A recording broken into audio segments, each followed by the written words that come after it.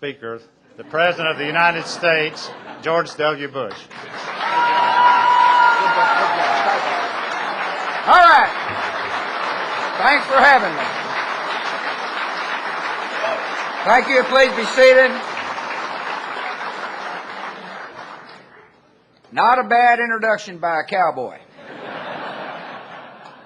Thanks for having me. Welcome to Washington. I'm glad to be with you. I was telling Laura this morning, I'm really looking forward to going over to talk to the nation's cattlemen.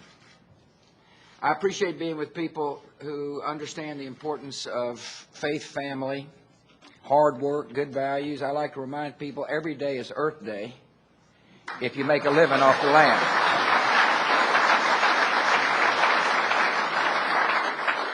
It's good to be with fellow conservationists. I'm going to talk a little bit about two big priorities. One, how to keep this economy strong so people can make a living.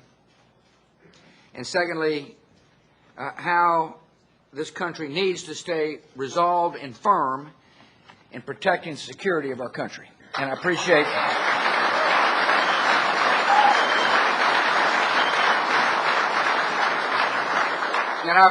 you giving me a chance to come over and visit. I do want to thank John Queen. I want to thank the board of directors. Thanks for being here and making your voices heard. You can influence the debate in Washington, and this is a town where people do listen to other people's voices.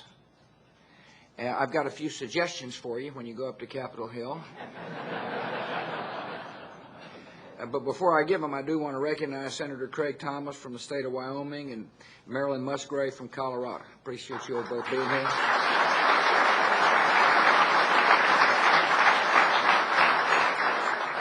Let me talk about how to keep this economy growing. You know, one of the main jobs of government is to create the conditions for economic growth. A main job of government is not to try to create wealth. Now, the fundamental question we've got to ask here in Washington is, what do we need to do to encourage investment and risk takers and to encourage entrepreneurship? And I believe the heart of good economic policy is keeping people's taxes low. You know,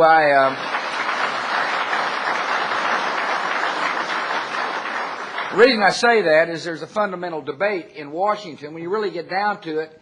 And the debate is who best to spend your money. And I believe a cattleman can spend their money better than the government can. Now, obviously, we need some amount of money here. And that's called setting priorities. But beyond that, the best way to keep this economy growing is to let you keep more of your own tax money. The tax cuts we passed are working.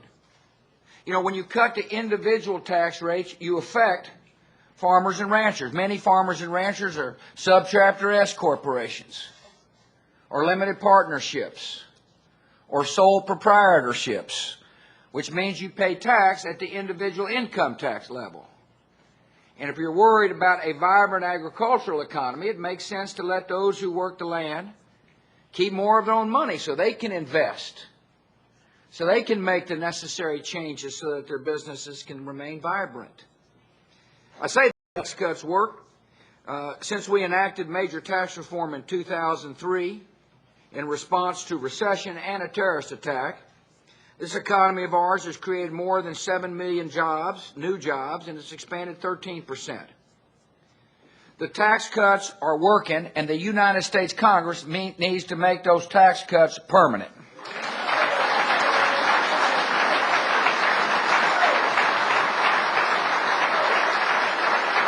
Now, one of the taxes that concerns you a lot, I know, is the death tax. It should. You get taxed while you're living, and then you get taxed after you die. It's a double taxation at its worst. We put the death tax on the road to extinction. Notice I didn't say it is going to be extinct. Under current law, it'll come back into effect in 2011, which puts people in an awkward position in 2010.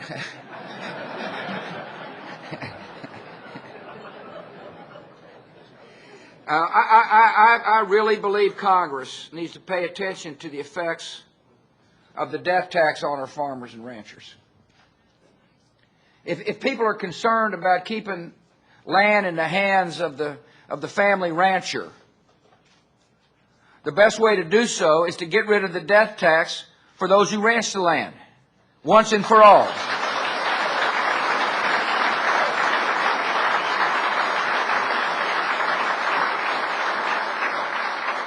You know, when you're working the halls of Congress,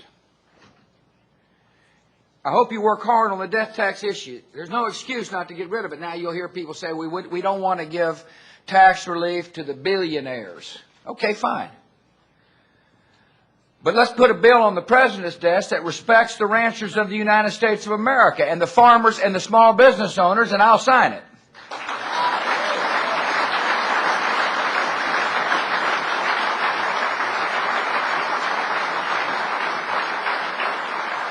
To keep the economy growing, we've got to be wise about our budgets. Now, what you'll hear here in Washington is we have got to raise your taxes in order to balance the budget. That's not the way Washington, D.C. works. They will raise your taxes and figure out new ways to spend your money. All I do is ask you to look at the budget that the Senate just recently passed.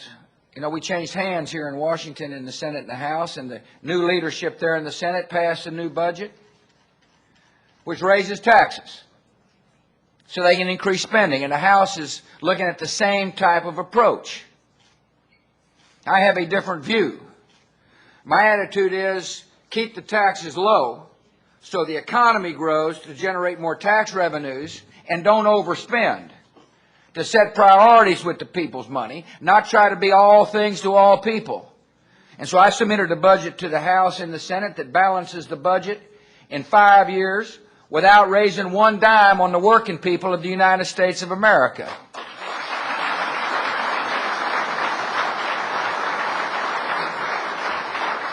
I'm looking forward to working with you on a farm bill that's good and decent and fair.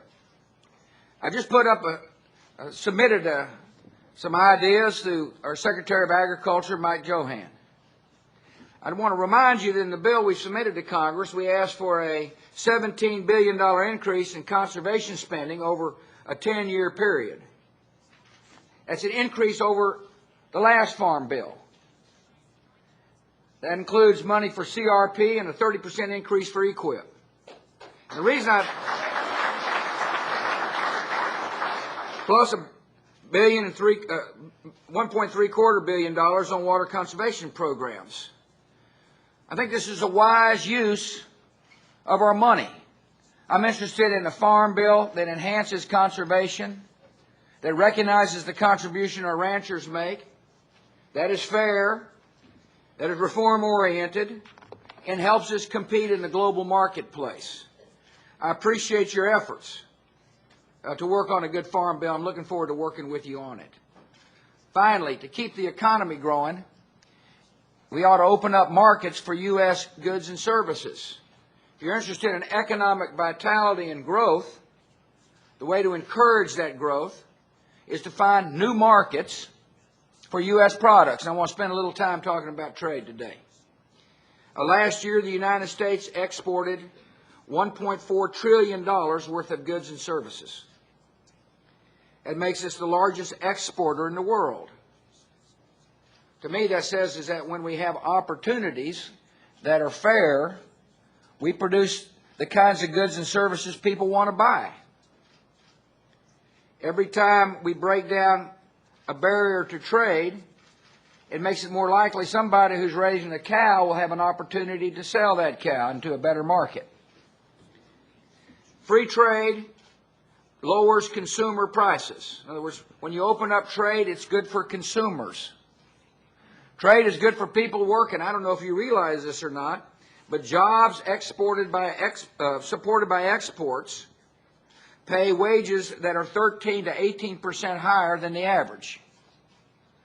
If you manufacture a good that is sold overseas, you're making more money than somebody who's not exporting. Isn't that an interesting fact? I happen to believe competition is good. I believe competition brings out the best in everybody. So I don't mind competition so long as the playing rules are fair. My attitude on trade is you treat us the way we treat you. And then let's compete.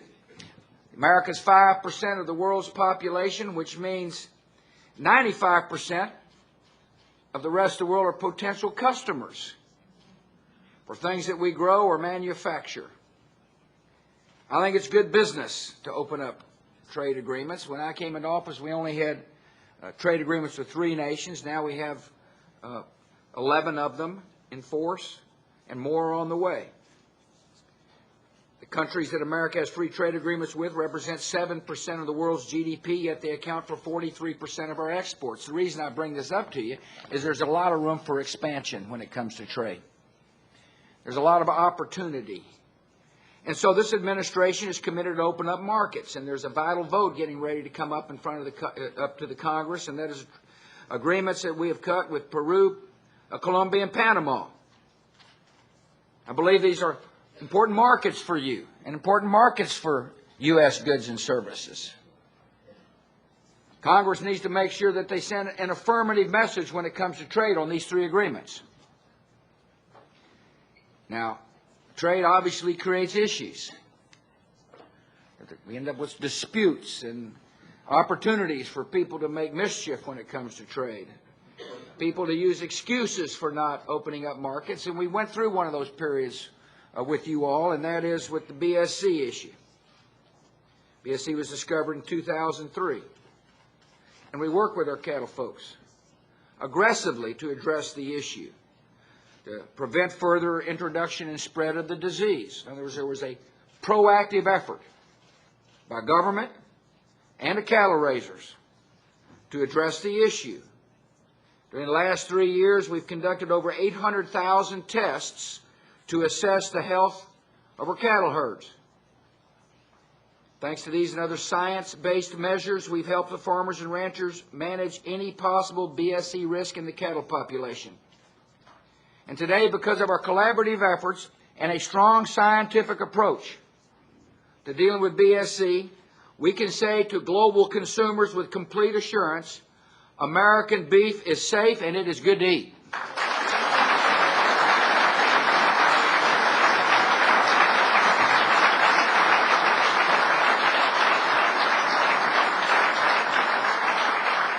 And the word's getting out.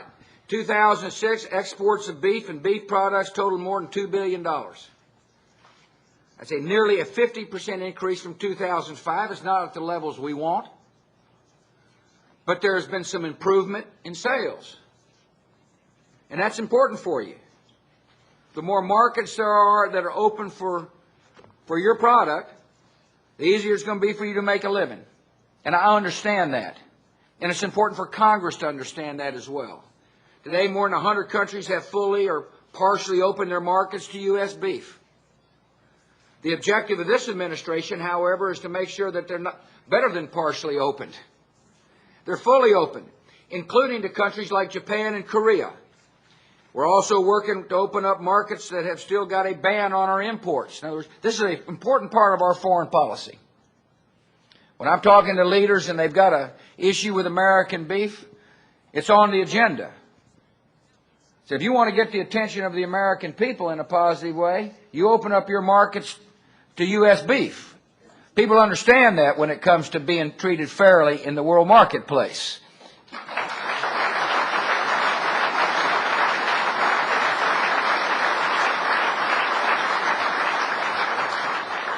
We got an opportunity to expand open up further markets by expanding trade through the Doha round of the World Trade Organization. It gives us a chance to level the playing field. It gives us a chance so that I can say to our cattle raisers and others that you'll be treated fairly. Now, you got to compete. You got to grow some product that somebody wants, but you just be treated fairly. The rules will treat you fairly. That's all you can expect. And so I want you to know that we're going to work hard to bring Doha to a successful conclusion. It's hard work. This weekend, the President of Brazil is coming to see me, and we'll be talking about how we can work together to open up markets and at the same time address their concerns about, our farm issues.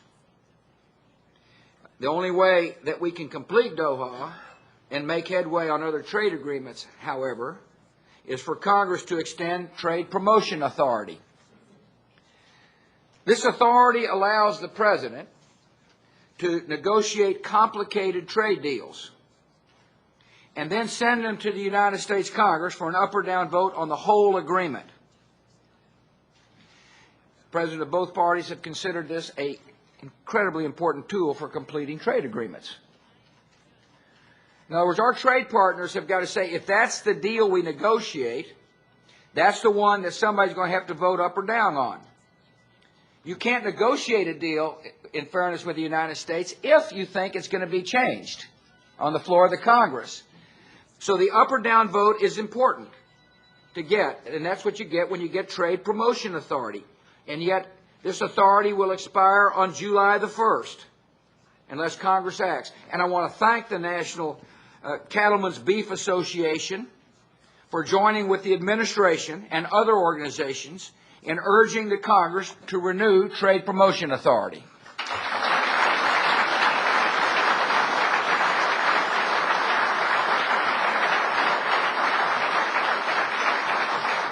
Look, there's going to be a vigorous debate about trade in Congress, and I thank you for engaging in that debate. And trashing trade will make a good soundbite on the evening news. But walling off America from the rest of the world would harm this economy, and it would harm our cattle raisers. The road to protectionism may seem broad and inviting, yet it ends in danger and decline. So I urge Congress to reject protectionism and to keep this economy open to tremendous opportunities that the world has to offer for our ranchers and farmers and entrepreneurs. Just as our prosperity depends on rejecting economic isolationism, so too our security depends on rejecting calls for America to abandon its leadership in this world. September the 11th is an important moment in this country's history. It's a sad moment. But it should serve as a wake-up call to the realities of the world in which we live. On September the 11th, we saw problems originating in a failed state, some 7,000 miles away,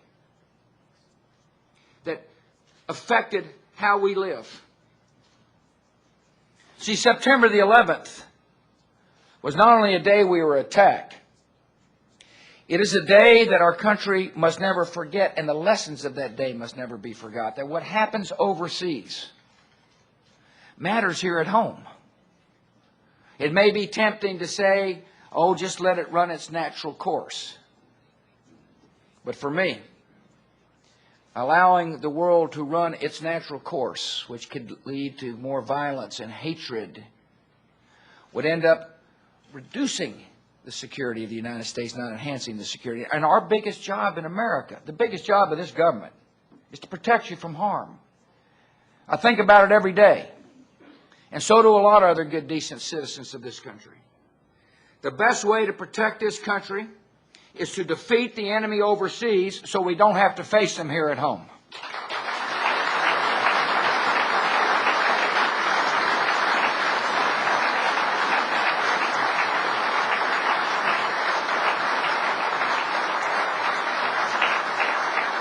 And for the long-term peace and security of this country, we must advance an ideology that stands in stark contrast to the ideology of the killers. The best way to secure this homeland is to stay on the offense and, in the meantime, encourage the spread of liberty as an alternative to tyranny. And it's hard work, but it is necessary work. We went into Afghanistan, And we did so to remove a vicious tyranny that had harbored terrorists who planned the 9/11 attacks on our country. Our message was, if you provide safe haven, if you provide comfort to an enemy, you're just as guilty as the enemy. And so, along with allies, we captured or killed hundreds of al-Qaeda and Taliban fighters. We closed down their training camps. We helped the people of Afghanistan replace the Taliban regime with a democratic government. And it's in our nation's long-term interests that we help the people of Afghanistan survive the threats and onslaughts by people who want to reinstate tyranny. And then we went into Iraq, and we removed a dictator who was a threat to the United States and to the world. And now we're undertaking the difficult and dangerous work of helping the Iraqi people establish a functioning democracy that can protect their own people and serve as an ally in this global war against those who would do America harm. 2005, I want you to remember, in 2005, the Iraqi people held 3 national elections. Oh, it seems like a decade ago, doesn't it? And yet, in the march of history, it's not all that long ago that the Iraqi people showed up at the election box after having lived under the thumb of a brutal and murderous tyrant to express their will about the future of their country. They chose a transitional government. They adopted the most progressive democratic constitution in the Arab world. And then they elected a government underneath that constitution. Despite the endless threats from killers, nearly 12 million Iraqi citizens came out to vote in a show of hope and solidarity that the United States should never forget.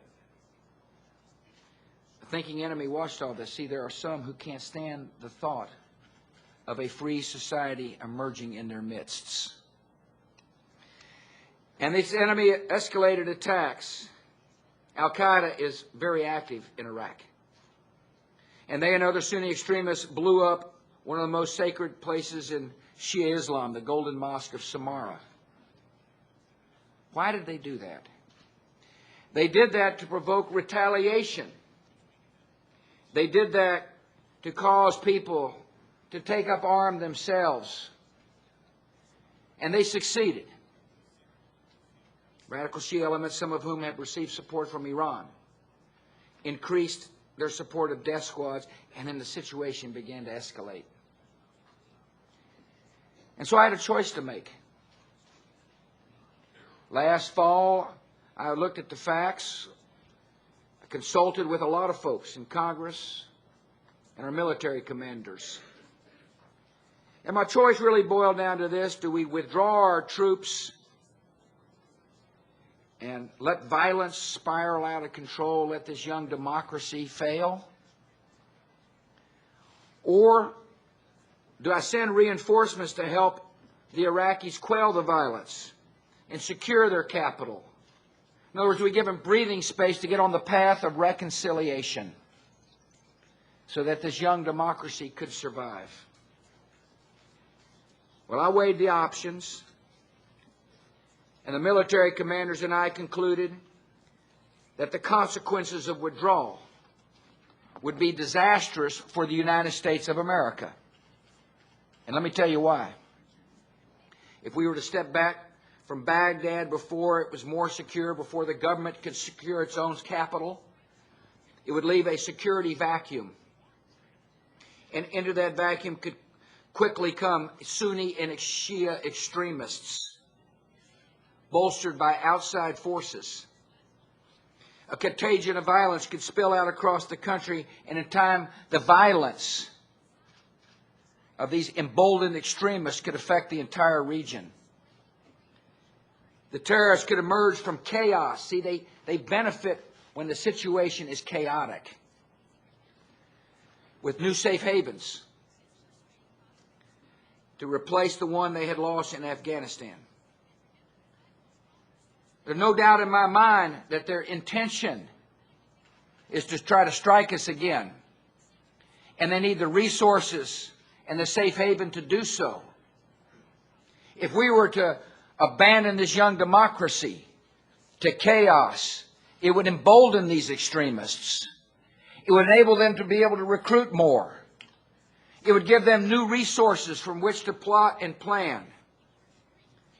I believe the consequences of failure in Iraq affect the security of the United States of America, and that's why I made the decision I made.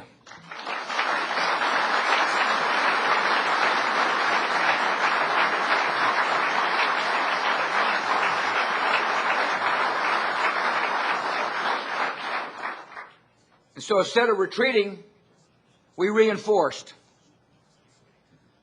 Troops led by a capable commander named General David Petraeus. The Iraqi government saw our firm support, and they're now beginning to carry out an aggressive plan to secure their nation's capital. And the plan is still in the beginning stages. I mean, General Petraeus had been on the ground just for about 2 months. Only half of the reinforcements that he needs have arrived.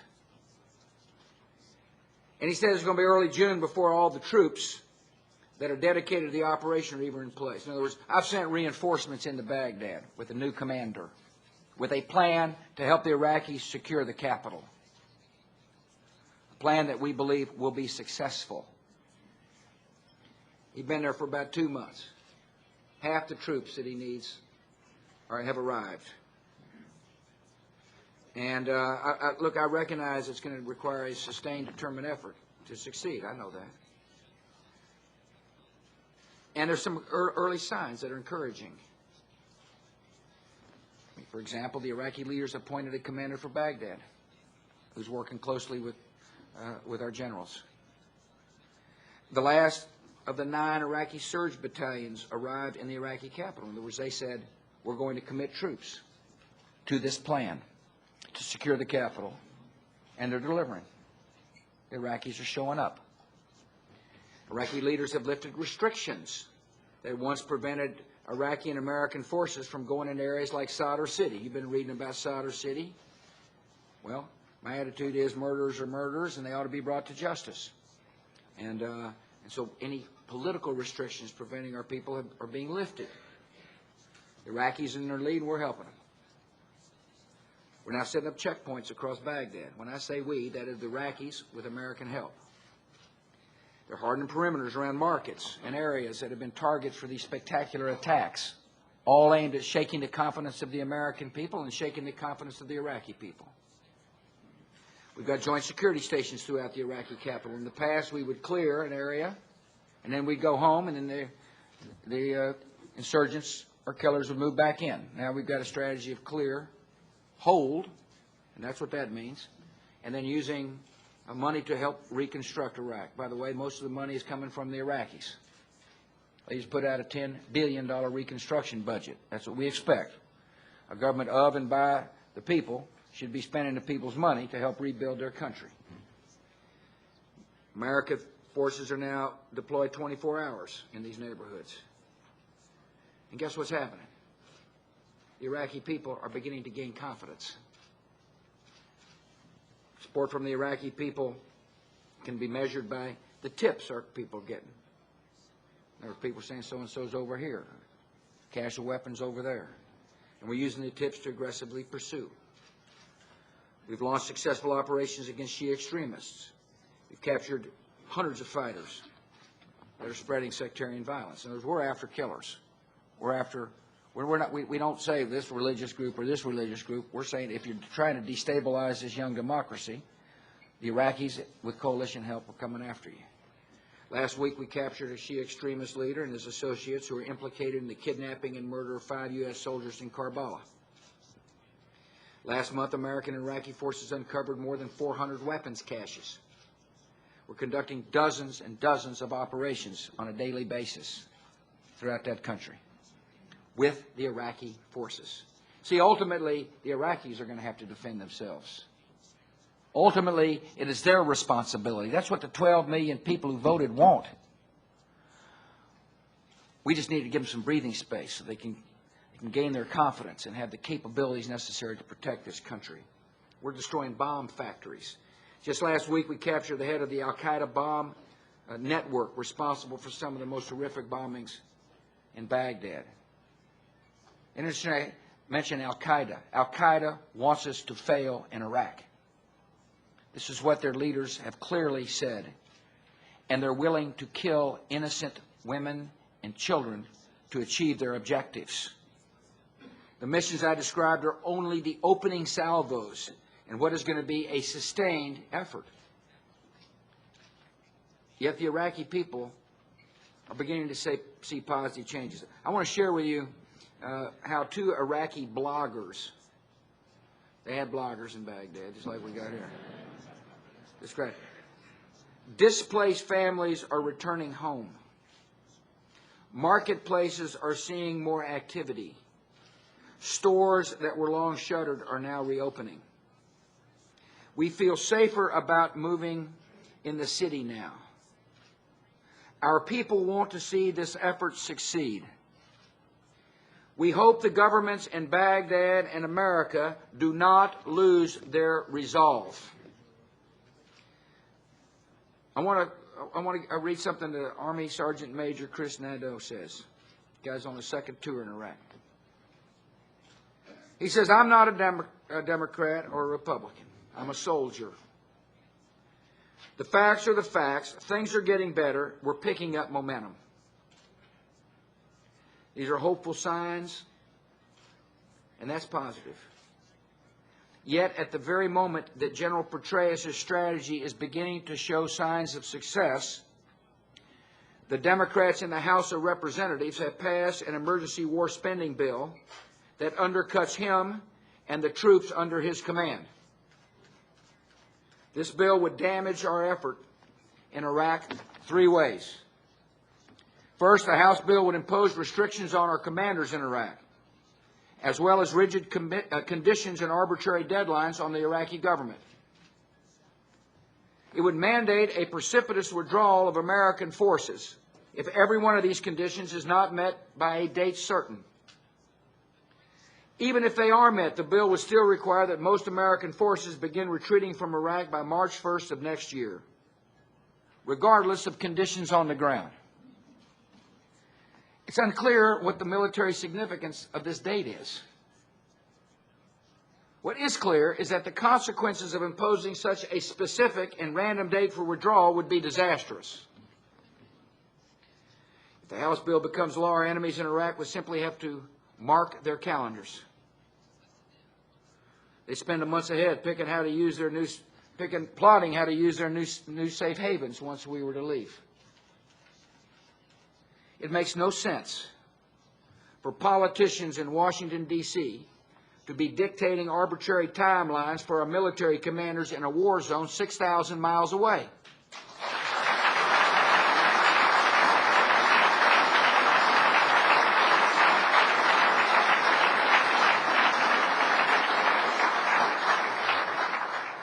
I want to read to you what a major newspaper editorial page said. And by the way, this editorial page, like, generally is not singing my praises.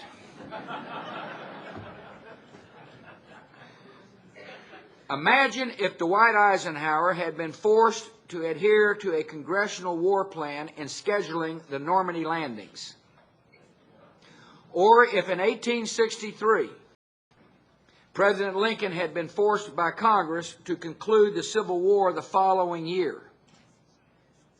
This is the worst kind of congressional meddling in military strategy.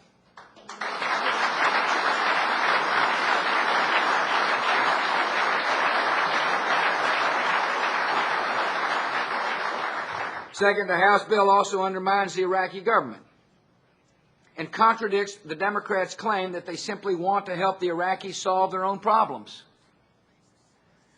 For example, the House bill would cut funding for the Iraqi security forces if Iraqi leaders did not meet arbitrary deadlines. The Democrats cannot have it both ways. They can't say that the Iraqis must do more and then take away the funds that will help them do so. Iraq is a young democracy. It is fighting for its survival in a region that is vital to our security. The lesson of September the 11th must not be forgot. To cut off support for the security forces would put our own security at risk. Third, the House bill would add billions of dollars in domestic spending that is completely unrelated to the war. For example, the bill includes $74 million for peanut storage, $25 million for spinach growers. These may be emergencies, they may be problems, but they can be addressed in the normal course of business. They don't need to be added on to a bill that's supporting our troops. There's $6.4 million for the House of Representatives' salaries and expenses account. I don't know what that is, but it is not related to the war and protecting the United States of America.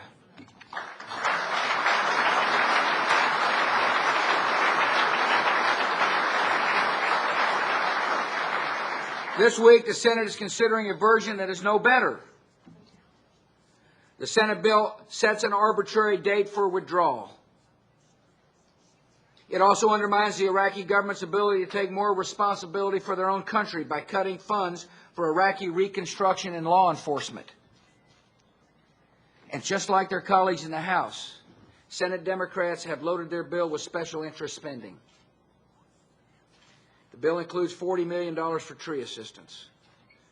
You know, all these matters may be important matters. They don't need to be loaded on to a bill that is an emergency spending bill for our troops. There's $3.5 million for visitors to tour the Capitol and see for themselves how Congress works. I'm not kidding you. Here's the bottom line. The House and Senate bills have too much pork, too many conditions on our commanders, and an artificial timetable for withdrawal.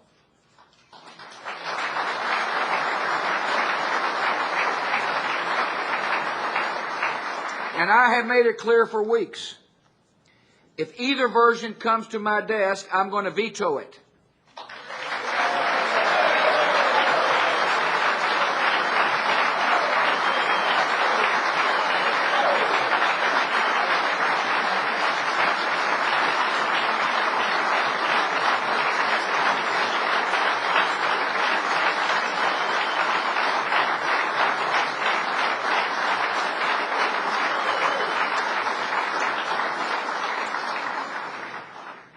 It is also clear from the strong opposition in both houses that my veto would be sustained.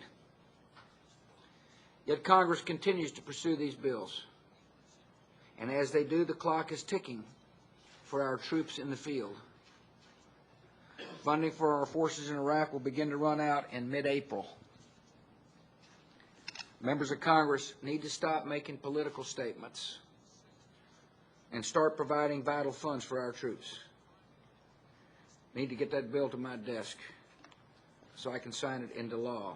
Now, some of them believe that by delaying funding for our troops, they can force me to accept restrictions on our commanders that I believe would make withdrawal and defeat more likely. That's not going to happen. If Congress fails to pass a bill to fund our troops on the front lines, the American people will know who to hold responsible.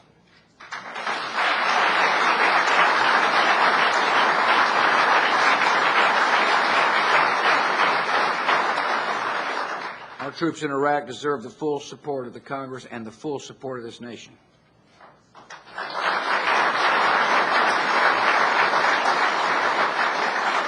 I know when you see somebody in a uniform, you praise them, and I thank you for that.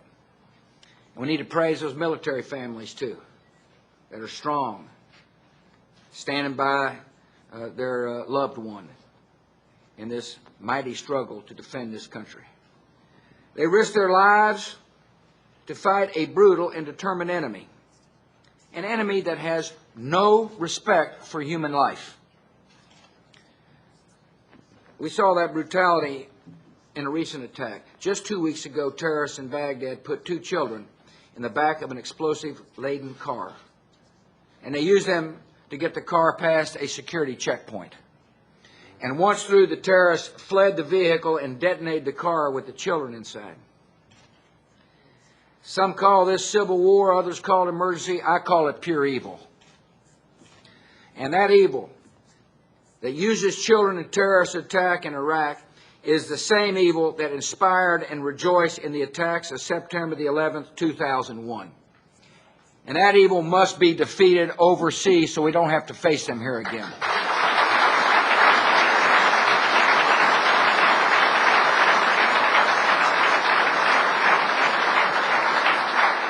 If we cannot muster the resolve to defeat this evil in Iraq, America will have lost its moral purpose in the world. And we will endanger our citizens. Because if we leave Iraq before the job is done, the enemy will follow us here. Prevailing in Iraq is not going to be easy. 4 years after this war began, the nature of the fight has changed, but this is a fight that can be won. We can have confidence in the outcome because this nation has done this kind of work before. You know, following World War II, after we fought bitter enemies, we lifted up the defeated nations of Japan and Germany and stood with them as they built their representative governments. We committed years and resources to this cause. And the effort has been repaid many times over in 3 generations of friendship and peace. After the Korean War,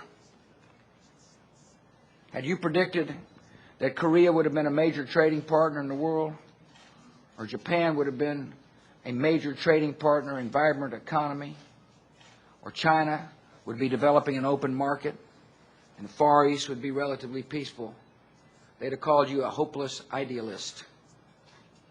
And yet, because of America's presence and influence, the Far East has emerged as I've described it. The stakes are high in the efforts we're undertaking in Iraq. It's a part of a long ideological struggle against those who spread hatred and lack of hope and lack of opportunity. But I believe with patience and resolve, we will succeed. The efforts we're undertaking today will affect a generation of Americans who are coming up in our society. You know, it's important for you to understand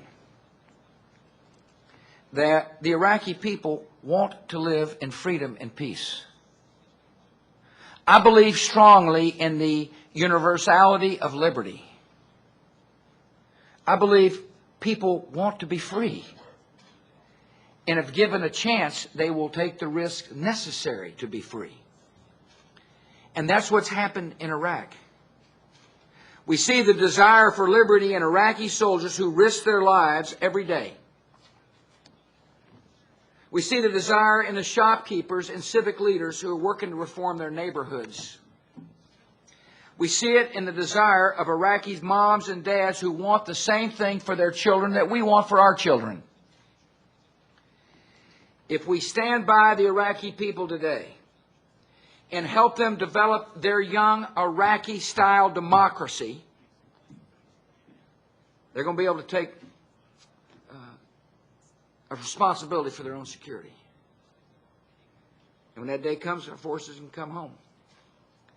And that we will leave behind a stable country that can serve as an example for others and be an ally in this global struggle against those who would do us harm. It's tough work, but it's necessary work. Work the United States has done before, and work the United States will complete now. God bless you.